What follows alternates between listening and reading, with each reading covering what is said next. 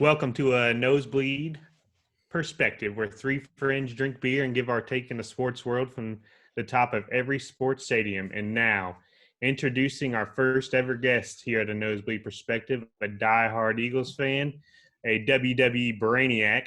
This legend once snuck into a WWE event at the Sprint Center, started his own wrestling company called the HWC, became a campus legend at MACC, and now a promising football coach at Paris High School, my friend, Joseph Daniel Utterback. Yeah, attaboy, Joe. Hey, thank you, guys. Welcome. Hey, thanks for joining us today, Joseph. Yeah, no problem. My pleasure. Pretty big moment for us. You're our first guest, so we're excited. So Sweet. Thanks for coming on the show. Yeah, man, we're just a few drunk Air Force kids that, just wanted to start a little podcast. We figured you'd be a good first guest, so I guess we'll go ahead and get started, man. So I guess my first question, with everything that's going on, the Corona world and everything, being involved in school at all, it's got to be hard. But being a football coach and trying to get your team prepared for the next season, how are you all doing your off-season training with Corona and everything going on?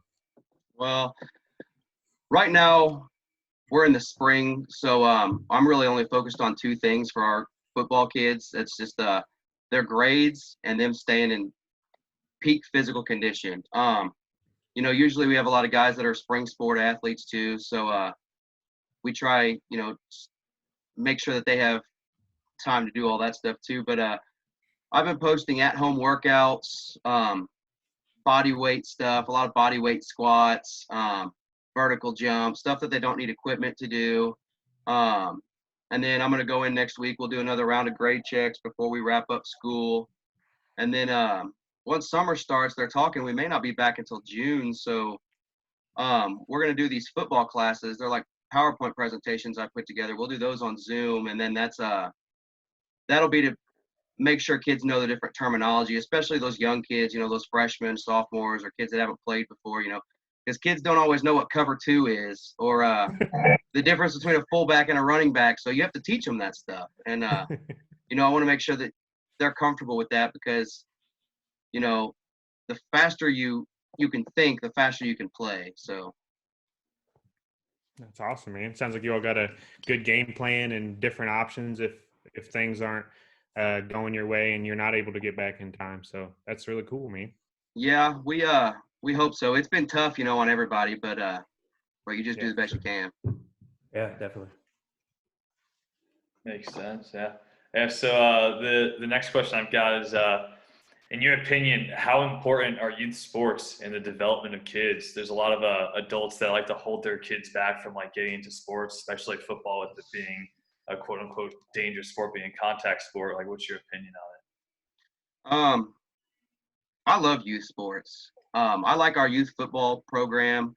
Here at Paris, we have a great group of parents and a good group of kids. I volunteer at the concession stand at all our home youth football games just to kind of, be around the kids and stuff. But when it comes to youth sports, for us, I have two goals. Okay, A, I want the kids to have fun because that's what it's about anyway. They should be having fun the whole time. B, get them to the next level. So we need our kids to be playing in middle school so we can continue that fun. And then after middle school, we need them to play at high school, and there's nothing more fun than going on that magical run, as Brent knows, and I think youth sports can lead into that, but I think it's more fun than anything else. I'm not going to really count on them. I don't care how many games they win. Just as long as they're having fun and then they can get to the next level. Yeah. Oof. Makes me want to run through a wall. All right, so I got one for you. Brenton here, Gibby tells me you're a big Eagles fan.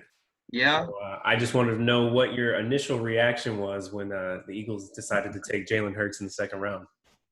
Oh, man. I was pretty shocked, like everybody else. Definitely wasn't as shocked as the Jordan Love pick. Yeah. But that checks out. Yeah. But I don't know. After the Eagles let Foles go, I lost a little bit of faith just because I'm a big Foles fan. But I realized you have to go with Wentz. Wentz is young. He's entering hopefully the prime of his career. He's talented. He's got a big arm. He's a type A personality guy. So when you talk about Jalen Hurts, you really have to look at two things. And one is obviously that Wentz is always hurt. I mean, in 2017, he leaves, or he goes down in Los Angeles, and Foles jogs up onto the field and wins him a Super Bowl. The next year, he gets hurt again. You're welcome. Happened in L.A.? Yeah, happened in L.A. Yeah. And, Foles the next year, they beat the Bears on the double doink, and then they probably beat the Saints if Alshon Jeffrey doesn't let that ball slip through his hands. But, and then last year the same thing happened. They were in the playoff game against the Seahawks, and Wentz goes out, and Josh McCown has to come in and try and win the game. So I guess I'd feel better about Jalen Hurts and Josh McCown. I know McCown's a good player, but Jalen Hurts just has a lot of raw talent that I think the Eagles can develop. But I think that's really what they want to do. I think they want to turn it into a situation where they can develop this kid. And when I listened to Howie Roseman, the Eagles general manager, he said I kind of got the feeling they want to develop him and, use him if they need to, because like I said, Wentz is always hurt. But if they can develop him and then trade him later, I think that's kind of what they're wanting to do. But you never know. I mean, yeah. I mean, you brought up a good point. I was shocked too whenever they took him. But I mean, so last year you brought up the point the Eagles were in playoffs. Obviously, Wentz goes down, Josh McCown comes in. How realistic did you think it was week, 8, 9, 10 that the Eagles were actually going to be in the playoffs? Like, it seemed like no one wanted to win that division. This is from just, an outsider's perspective. Like, how realistic was that? I mean, it was pretty sad because that division used to be like a powerhouse, and now it's like, thankfully, I guess for us, the worst division in football. So, but yeah. I don't know. I kind of pay attention to the standings, and you kind of look, all right, well, the Cowboys have these people coming up, and we have these people coming up, and if we can do this, I guess as a fan of a team, you always hold out hope that, and you're always looking at the most possible way to get to the championship, whether it be a Super Bowl or a World Series or whatever it is. But it was looking pretty bleak there. I'll be honest. That's a good word for it. Yeah. I mean, yeah, it was tough to watch every week. It just seemed like they just kept losing every team in that division. So. Yeah. It's good that at least one team has to go to the playoffs from each division. Is it good though? I don't know if it was good. No, I think there's probably a more deserving NFC team that could have snuck in there last year, but hey, the Eagles got in, so whatever. Hey, got to play the cards you dealt. Right. Exactly. So you said you're still following old Big Dick Nick. You think he takes the starting job up there in Chicago? I hope so, because I want to go see him play before he retires. But Brady, with Brady being with the Buccaneers, I looked at the schedule if we have an NFL this year, and the Buccaneers play in Chicago. So I'd like to go up there and watch Brady and Foles and cross two off the bucket list. But there you go. I don't know. I guess Monday we'll find out if the Bears pick up Trubisky's option, although I kind of doubt it. I think it's going to be a prove-it year for Trubisky. But also Matt Nagy he's an Andy Reid guy, and Doug Peterson was an Andy Reid guy. So I think, they don't bring Foles in unless Nagy is pretty comfortable with it from Foles' year in Kansas City. So I hope he does. And old Big Richard Nick, he doesn't have a good track record whenever he leaves the Eagles. I mean, the year I think he threw 27 touchdowns, 2 interceptions way back when. And then the Rams, my team, signed him to a decent deal over when they were in St. Louis, and he was awful. I mean, you guys ruined him. Yeah. I mean, I'm surprised he was able to come back from that, to be honest. So he goes back to Philadelphia, wins a Super Bowl. So we'll see how it turns out in Chicago. I'm interested to see that too, because I don't think old Trubisky is the answer up there. So really? he is not very good in my opinion. So I read Foles' book, and he said he went to the Rams, and then he was going to retire. He was like out in the woods in Colorado or something with his brother-in-law who plays offensive tackle for the Browns, and he came off this mountain, and his wife was like, dude, what are you doing? You have like 500 calls. And he said Andy Reid was the only call he took, and he said Andy Reid was the only one who could have talked him out of retirement. And so that's kind of cool because that year with the Chiefs, if he doesn't have that, then maybe he doesn't go to Philadelphia and do that. So it's cool that the Chiefs kind of, I guess, and Andy Reid had a hand in that Super Bowl in a kind of a roundabout way. Yeah, I mean, yeah, and It's pretty cool. that era of the Rams is tended to just ruin lives, including mine, for a long time. So, and we've talked about it here. Them going to the Super Bowl 2 years ago was like the highlight of my life. Was it? Told my wife it was better than our wedding day. Everything. So, and we didn't even win. So, yeah, at least it was a good game, though, right? To me, it was. To most people, it wasn't. Boring, blah, blah, blah. But, hey, not many people can say they were in the fourth quarter, tie game at the beginning of that quarter. Hey, let's – yeah, Jets haven't been there. Jets haven't been there in 51 years. So, I mean, that's – Was their last time in the Super Bowl? Was it Super Bowl III last time they made it? Old Joe? Yeah. Old Broadway Joe. That was the last time they made it to the Super Bowl. The shaggin' wagon. That dude's a legend. Yeah. All right, Gibby, you got anything else? Got a couple more questions for you. Yeah. So I guess with your whole coaching journey and everything, if you want to give us the background on maybe how that started and how you wanted to get into that. But I guess my main question is what have you learned most from this? Like, have you learned anything from the kids or just the process of, being a coach and putting in all the work that maybe we took for granted and were pissed off every week when we were in high school? And is there any surprises you've had along your way? Yeah, well, the first part of that, I got into coaching because, like I said, I went to MACC, which is a community college here, for like 5 years. I didn't really know what I was doing with my life, but I started off in journalism, and I was working for a newspaper in town and covering local football teams. Well, one of them was the high school that I went to, and Brent was on that team, and they went to a state championship, and so that's that was awesome being part of that. But I still, it never clicked. And then I got into education, and I talked to my high school coach, and he was like, well, why don't you come around this summer and just kind of be a fly on the wall? And I was like, perfect. So that year they went to a state championship again. Had a really good quarterback, Zane Jacoby, good players. But I got to my four-year university, UCM, and by that point, I pretty much knew that coaching was definitely going to happen. So I thankfully somehow got my student teaching placement back at Westran and was able to go back there and learn from those guys because they had a great staff.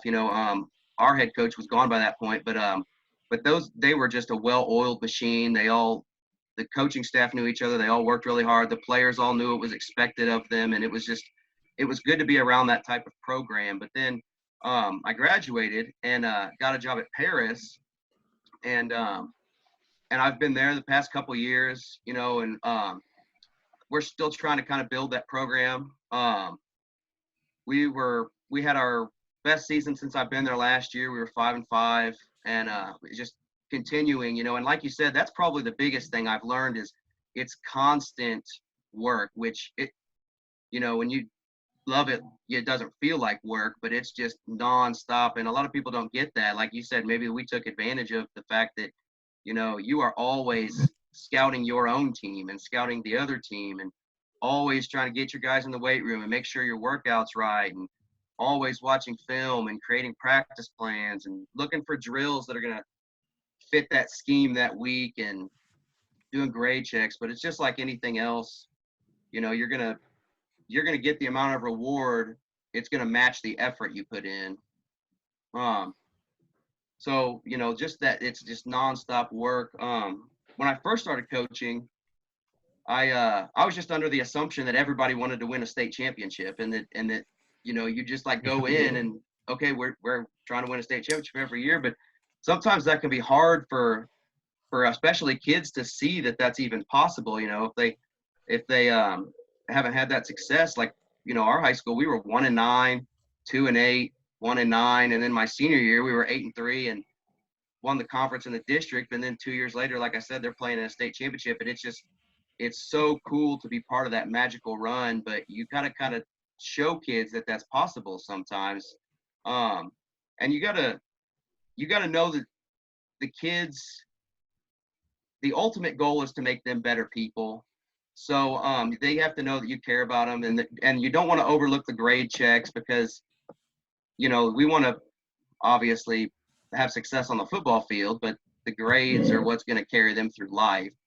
And one thing I learned actually this year that I was talking to some guys about the other day is you want to make sure you have guys that want to be there. I was at a coaching clinic this spring, and he said, it's kind of a funny story. The guy said, my first year on the job, I walk in, summer weights, and our star running back says, hey, coach, I'm not going to do squat. And the coach is like, what do you mean you're not going to do squat?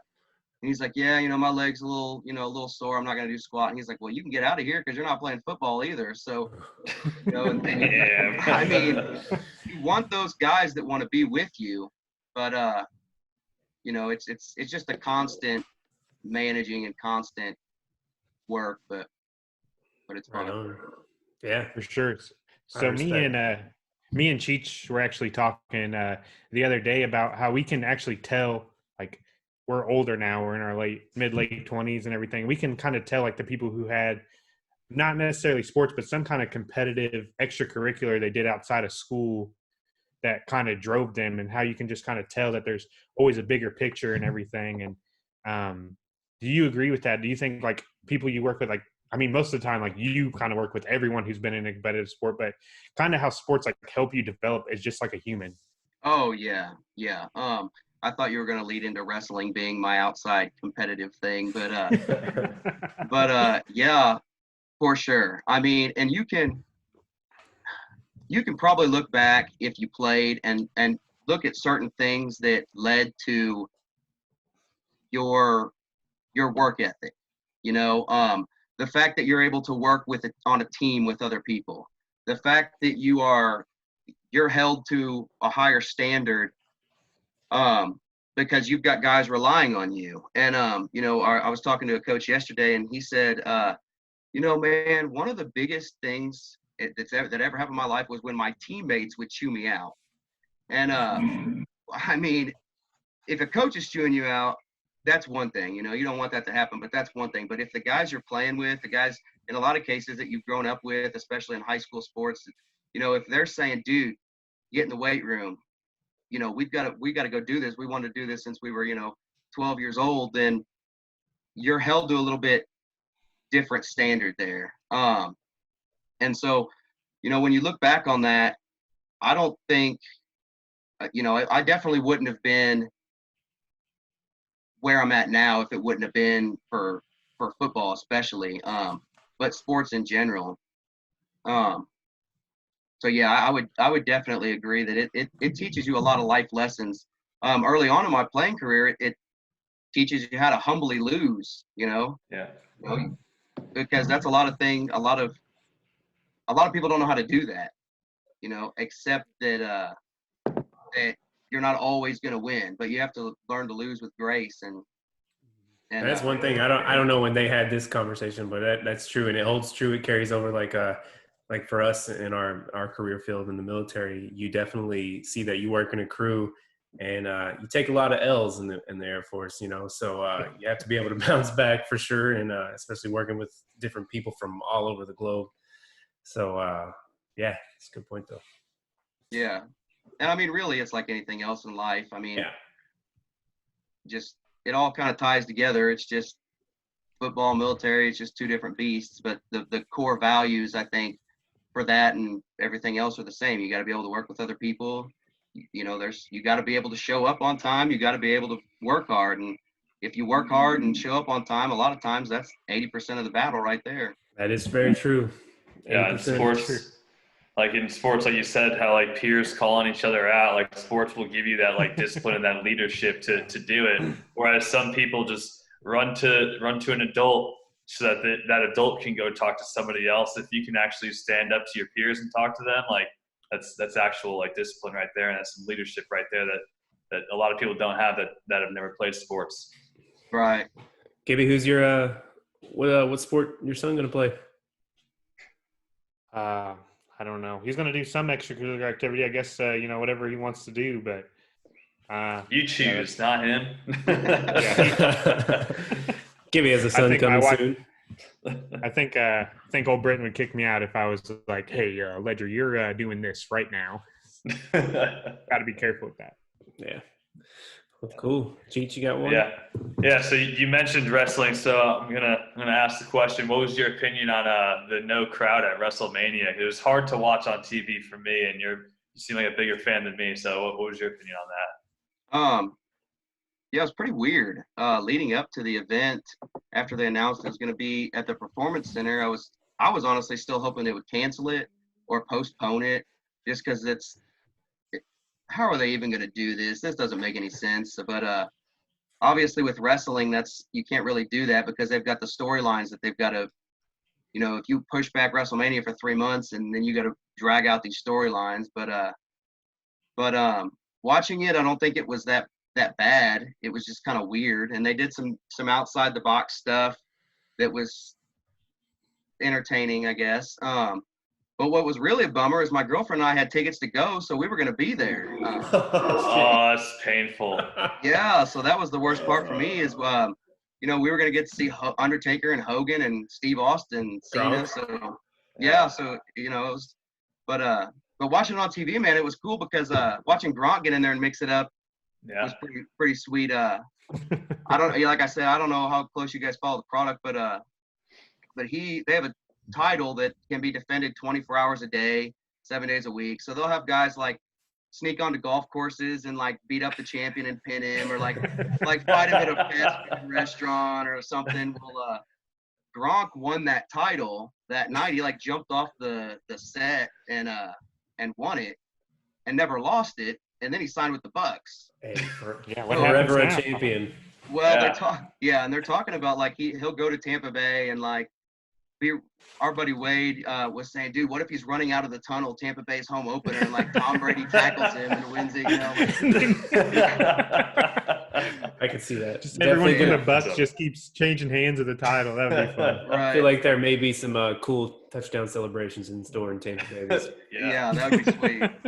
Yeah, that's awesome. Yeah, I grew up watching wrestling in general, so it was I don't know, it's just like the crowd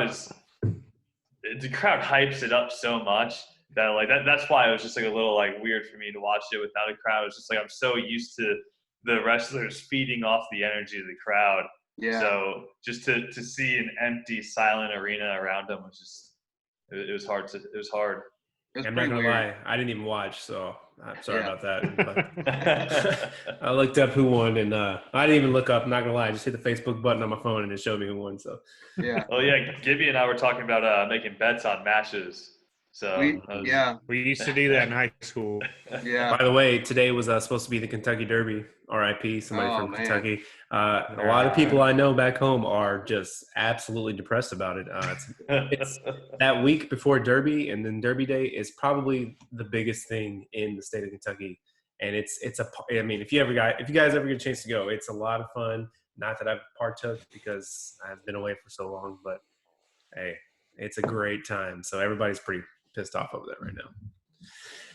But anyway, So I got another question. So, with the advancement of the way a lot of the offensive minds are kind of coming into the NFL, they're hiring young coaches, blah, blah, blah. A lot of colleges are going to like zone blocking schemes, stuff like that. So I was just wondering if there were any schemes or playbooks, you've watched either in college or the NFL that you've kind of taken from being a high school football coach. Just maybe your thoughts on that or anything related to that. Yeah, so coaching kind of makes you look at the game when you watch it as a fan. You kind of watch it in a different way. I'll see something that I like and take a note of it. And maybe we can use it down the line. But obviously, you want to make sure that fits your team. It's pretty hard to watch the Chiefs and see the stuff that they do and say, "Oh yeah, we'll go out there and do that on a Friday night." But good point.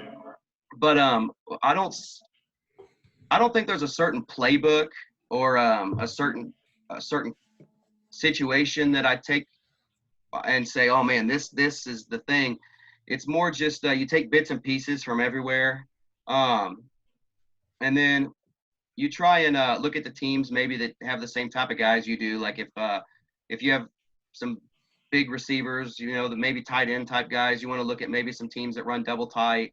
But I like the spread. I like the zone blocking scheme you mentioned. That I really like the zone blocking scheme because it's easy for linemen to remember playing in the zone blocking scheme.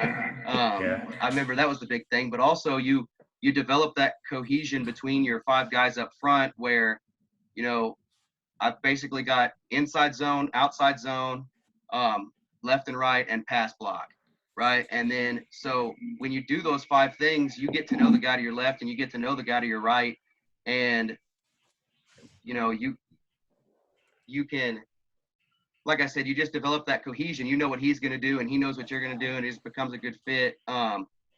They were running on my first year. We ran spread, and I really like it because it gives high school DBs especially. It gives them a lot of fits. We don't have a whole lot of 4-2 guys in our conference, so you can kind of pick on those DBs a little bit. Right.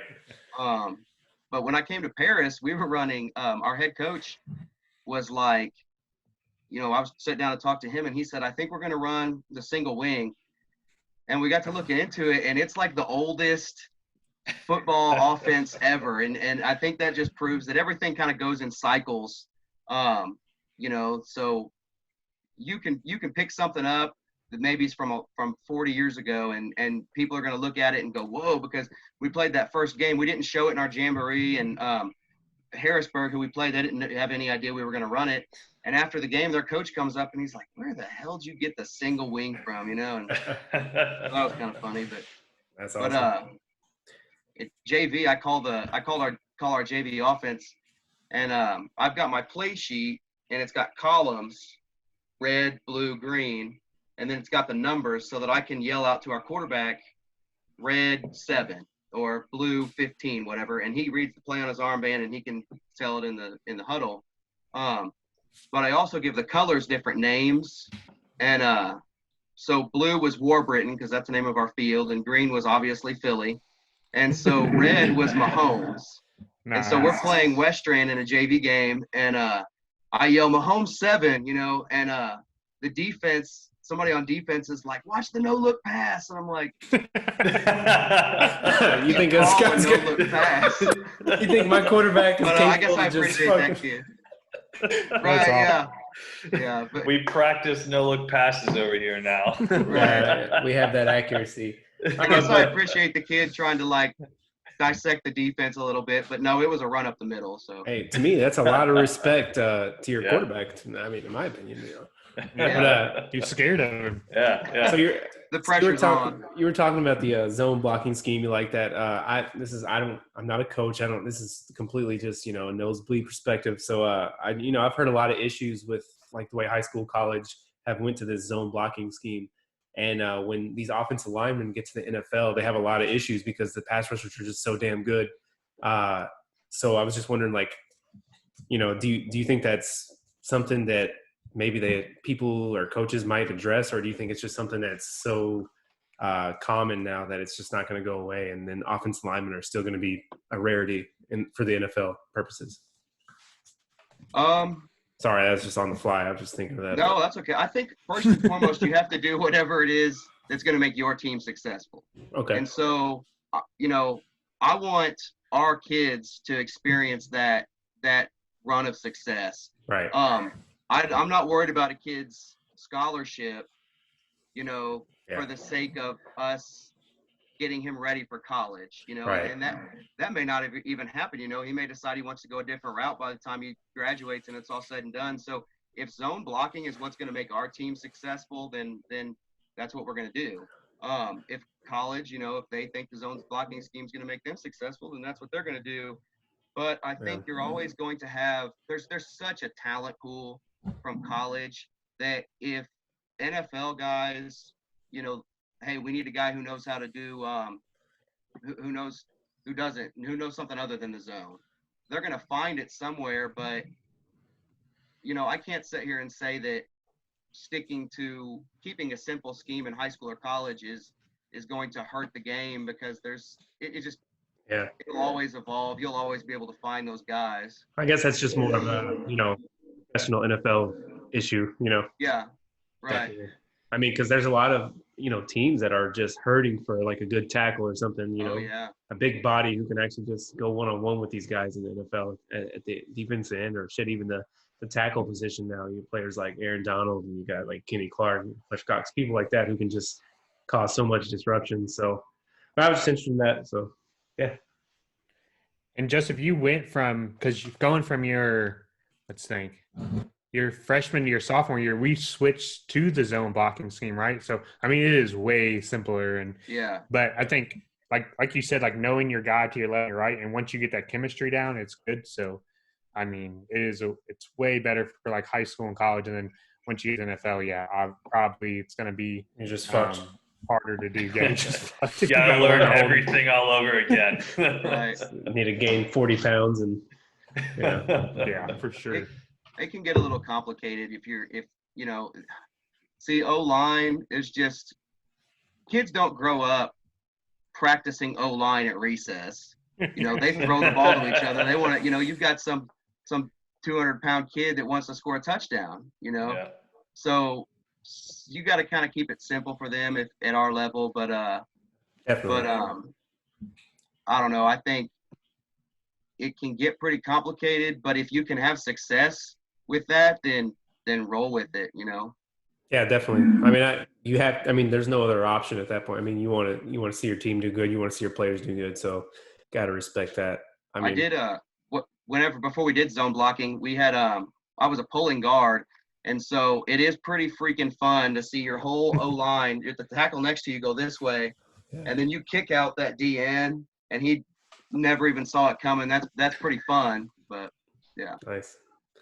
It's not fun to be that DN. Yeah. We have a school. It's called Marceline. In my freshman year, I played DN, and every time, that's all I did the whole game. They were like, "You're not going to get any tackles. You're not going to get any sacks. You're not going to do anything. All you're going to do is go hit this guy that's 3 times bigger than you, and hope he doesn't kill you." Oh, that's funny. I saw Gibby had good flow back then. Is that an accurate statement? He was a natural. Just good flow. Oh man, wish I could have been there for that. God, Long time ago. You'll have to ask him how his hair flew. The flow of his hair. He has an interesting haircut story for you guys sometime. Hey, now's a great time. I love stories. It was during the HWC days. Yeah. So I was living with old Joseph, and I got we called it a we called it a puss hawk. Basically, I let these upperclassmen cut my hair to just the top. It was kind of like this. I'm a lot balder now, but yeah, you should probably put that down. and then the back, of course, just kind of split out. So if you think about it, kind of like made a Y. So It was great. And I mean, I would gel it up every day, and I would go into school, and my teachers would be like, "Are you an idiot?" And I'd be like, "Absolutely." It was pretty sweet. Awesome. We had good times back then, but yeah, like Joseph said, we kind of with the whole losing graceful thing. Are you watching the MJ doc? Yeah, I haven't watched the last 2 episodes, but it's the best. Man, yeah. I think they're electric. They're the best. Okay, one is good, one is okay. Electra. Carmen Electra did show up. Oh yeah, I did hear about that. They said Rodman was he was on the Bulls. He was with Carmen Electra, and he was in the NWO in 1998. They were like, "There's no other level of like God that you could have been in 1998." NWO, the Bulls, and Carmen Electra. That's a triple. That's a triple crown right there, baby. Right. This dude was a legend. I mean, you gotta go watch it. Yeah. I watched it today, and it changed my life. Right. Yeah. Can you imagine? Just fathom the thought of somebody being caught on camera, cracking the Miller Lite, slamming it down, jumping on a motorcycle Harley in Vegas. Yeah, it was nuts. So real quick, I got a follow-up question too. Sorry. Just to kind of pivot here, but what are the chances you think that the Eagles and their fan base, their crazy fan base, I'll just leave it at that, but what are the chances they think, or you think that they don that fucking dog mask or whatever the hell they got and actually come close to a championship over the next couple of years? I think the dog mask thing was probably a one-off since they were the underdogs because their MVP quarterback went down. So I don't know if we'll see the comeback of the dog mask, but as far as them winning a champion, I hope we don't see the comeback of the dog mask, to be honest with you.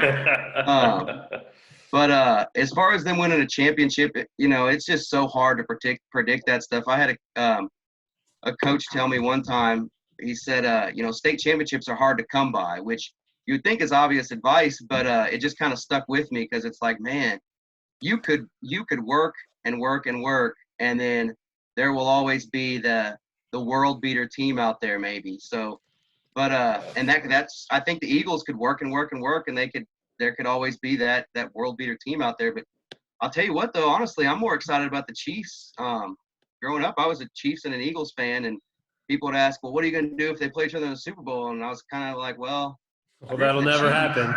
All right. It's like I kind of root for the Chiefs because then everybody, all my buddies and my family can get excited about it too. But lo and behold, the freaking Eagles go win a Super Bowl and then the Chiefs win one. But of course, it all had to be bookend with a bunch of Patriots Super Bowl wins. But that's true. I think the Eagles have the administration or the front office to do it. I think they have the coaching staff to do it. Yep. If you watched, I think it was that Week 17 game they had last year. They had, I think it was 0 receivers. It might have been 1 receiver that was healthy by the end of the game. Yep. So they lined up in double tight and put Zach Ertz out wide. And it's like, man, you are making the adjustments to just – you're hanging on by the skin of your teeth. And like you said earlier, thankfully no one wanted to win the division. So snuck in there. But I think they propel well and they've got the talent. It's just going to be about keeping everybody healthy, Wentz and all those receivers. But I think it'll be extremely hard for me to top that 2017 season because Foles, I had a Foles jersey from when he was the starter in 2013, and I put it in the donate to Goodwill pile. Oh, and then, yeah. Come on. Yeah, and I went back after he came back, and I was like, hey, do we still have that jersey? I asked my stepmom, I was like, we still have that jersey? And she's like, oh, no, I took that like a year ago. I was like, oh, God, Jesus. So I was pretty excited about Foles, and then of course you got the Philly special, and it's just, it's just, I don't think that'll be topped, but no, that'll be. I mean, it was magical. It's hard. I mean, your starter goes out, he comes in, they win. I mean, yeah. I don't know, but hey, they got a good backup now. Yeah, they got a good backup now for when Wentz gets hurt this year. So yeah, that's a guarantee. Which Kelsey brother had the best Super Bowl speech? I think it's a no-brainer, but it was definitely Jason. Yeah, for sure. Yeah. I was actually at. We went to the rally for the Chiefs this year, and it was pretty cool. We went to the parade and the rally, but it was Jason hands down. Yeah, that was awesome. That was great. What did he wear again? Like. I don't know what it was. That was some crazy, Philly right? thing. That was some Philly crazy ass fan thing. But his speech, I mean, he called out all his teammates. He was like, "Oh, this guy had a drinking problem. This guy was too slow. This guy was still." He's like, they put Howie Roseman in the back of the building, and I didn't see him for a year. And that was without a doubt. I don't think it was close. Whenever I started hearing people debate about it, I was like, I mean, Travis's was fine. It was okay. Like, there was nothing wrong with it, but it was what you expected, Yeah. What Britt Beach came up on the stage before he talked, and he's like, I'm just going to keep it short because I know everyone else really just wants to hear Travis Kelce's Super Bowl speech. But so, yeah, it was fine. It was all right. But I don't know. I was just kind of worried he was going to fall off the stage because they were drinking pretty heavily during the parade. Yeah, I think he was too drunk. Yeah. That's funny. Well, hey, so anybody else have any more questions? Got time for like one more? Yeah. Gibby, Cheech. Well, we can't thank you enough for coming on here, being our first guest. We really appreciate it, man. Hopefully help us out, share the cause, Nosebleed perspective. We're just here talking. We'd love to have you back on sometime for sure. Yeah, definitely. Just let me know, guys. Yeah, if your guys' season does happen and you guys start training again, definitely have to have you back on here about how the season goes and all that. Yeah, for sure. And thank you guys. I've been listening to I listened to your draft coverage and your post draft coverage, and Yeah, it's good stuff. How do you feel about Jalen Reagor then? How do you feel about Jalen Reagor? Just real quick. Jalen Reagor. Yeah. Your wide must have missed receiver. that. Oh yeah. We needed a receiver bad. So Hell yeah, you did. Jesus Christ. Nelson Aguilar, I'm pretty sure I can go out there and run routes, catch better than him. Right. And I think Brent put it the best way the other day. He said, we all get hyped up about the draft just because it's the thing happening right now. But these players, and like Hurts, he could become a Jake Locker or a Teddy Bridgewater or an Osweiler, and just someone that never takes a hold of a franchise. But hey, that's his boy. That's your Osweiler. He's or a Teddy Foles. lover. Could be like a Foles too. You're going to put Teddy Bridgewater in the same category as Brock Osweiler? That's great. Oh. That's awesome. Oh, that was We'll see. pretty cool. You have no idea how awesome that was. I can't even argue with that. We'll have to What see a how great this way to goes. end it. That was We'll thank you for that. Pro Bowl quarterback. Well, I Thank just you mean for like that. a journeyman that, No, I know what you mean. I totally understand. Yeah. I get it. Scrub. although Bridgewater, he's going to go to Carolina, right? Yeah, we'll see Yeah. how this season goes for them. I'm really interested in the Panthers this year, actually. They got Yeah. like a whole new defense. They got, a new quarterback. They got CMC with a new contract. Let's see if he can produce like he used to. Hopefully he can for all those fantasy, players who have the first overall pick. I'm without a doubt. I bet he goes first overall in 95% of them. Oh yeah. So we'll see how they do. I'm interested. So How do you think old Riverboat Ron's going to do in Washington? I think they'll do better than next year. That's not a big statement. So Yeah. Yeah. But I'm curious. We'll see what Dwayne Haskins can do. A little hot take here. Cleveland Browns, real quick. Yo, Cleveland. We need you to settle a debate. We got two people in this panel who think the Cleveland Browns are going to be a playoff team and one who does not. What's your thoughts? Well, my initial thought is that's not going to happen, but you got to look at the division, I guess. And so the Ravens probably win the Really division. tough. Yeah, I mean, so they could sneak in as a wild card, maybe, but I think there's maybe just too much. Yeah, and there's 3 wild cards now, so they could sneak in there, but it's gonna take some more doing, I think. It's going to take Lamar tearing his ACL and the Browns winning the division. That's what's going to happen. Yeah. Yeah, someone might have to take off their helmet and throw it at Lamar for them to win that division or something. Miles can survive that again. I don't know. All right, guys. Well, thank you for coming on again. Joe, go by Joe? Joseph, yeah. Just Joseph. Okay. Well, Joseph, sorry. We appreciate it again. Thank you. Come back on the show anytime. Hey, let's give it up for Joseph. First guest. Thank you. Thank you, guys. All right, man. Take it easy. All right, Have a you good too. one. Bye, guys.